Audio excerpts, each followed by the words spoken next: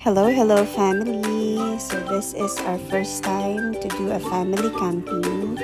So yan na ang aming buong pamilya getting ready to hit the road to San Juan. Actually, this pag ni-research natin, this is really located in Lobo, Batangas. However, as per our research, mas mabilis pag dumaan tayo sa San Juan. Medyo rocky road lang. There are mga rough roads. Pero not all throughout the biyahe naman.